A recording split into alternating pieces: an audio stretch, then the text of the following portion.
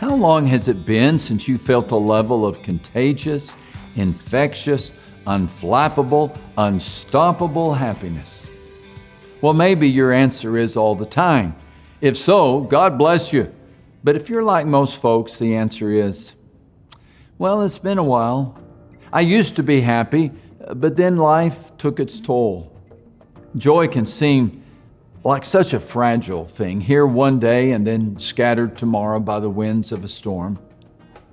Still, we keep searching for it, but fewer of us are finding it. So, what's the answer? How can we make happiness happen in our lives? I think the findings of a study conducted a few years ago sheds light on the subject. A team of researchers found that happy people devote their time to family and friends and nurture those relationships. They are also the first to help others. Are you seeking joy? Then do good for someone else. Happiness happens when you give it away. Jesus' words were spot on when he said, "It is better to give than receive." Now, he was accused of many things, but he was never described as a grump. And people didn't groan when he appeared or duck for cover when he entered the room. He spoke candidly about sin and death and the needs of the human heart, but he did so with hope. He brought joy to the people of first century Palestine, and he has enlisted you and me to bring joy to the people of this generation. Not an easy task. The people in our world are moody, fickle, and stubborn, and that just describes my wife's husband. If we are going to find the joy that comes through giving it away, we need a plan. Fortunately, the Bible has a lot to say about finding joy and the act of sharing it. The New Testament contains 59 one another statements that serve as practical principles for making happiness happen. I've grouped them in this study into a list of 6. In this session, we start with one of the most basic of these principles, but also one that serves as a gateway to the others. It's the principle of accepting one another. One of the most difficult relationship questions is what to do with your opposite you. You know the one. It's the person with whom you fundamentally disagree. You drive a hybrid, he chugs around in a gas-guzzling truck. You vote red, she votes blue. You follow different value systems. You embrace different philosophies. You adhere to different codes of behavior. Your opposite you can drain your joy tank and create tension, especially if the person is your next-door neighbor, boss, or, as in the story we are about to hear, your co-worker. So several years ago, I had just had a brand new baby. I think she was 4 months old when we found out that my mom was sick.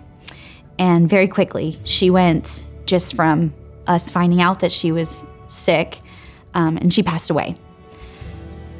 I was also in a new job that year, so it was new job, new baby.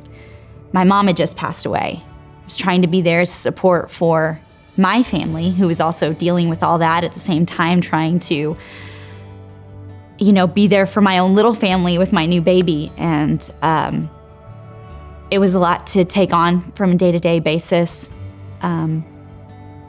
Just my mom was very close to me, and so to not have her support or even to be able to call her and ask her questions on what am I supposed to do with my daughter, I didn't have that outlet.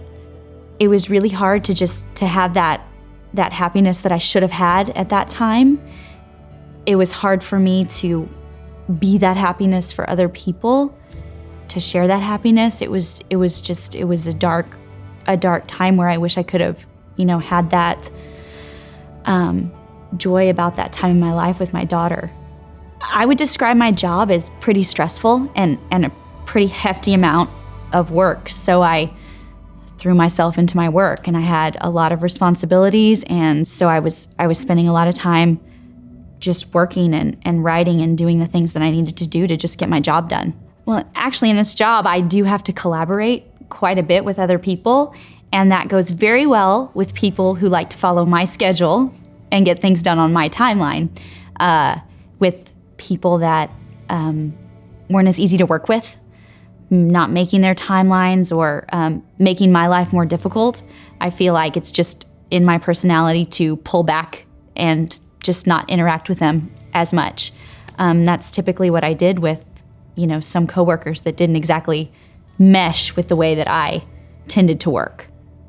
I had a specific coworker who was a little bit difficult to work with. We were responsible for projects together, and I found myself, pulling a lot of the weight.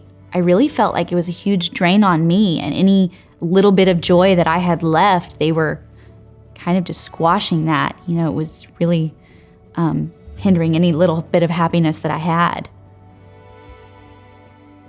It's hard to know the best way to respond to the people who represent your opposite you. Do you ignore them, leave the room when they enter so you don't say something you later regret? Do you share a meal and discuss your differences? Do you dismiss your differences? How do you find and show acceptance towards someone when you'd rather show them the door?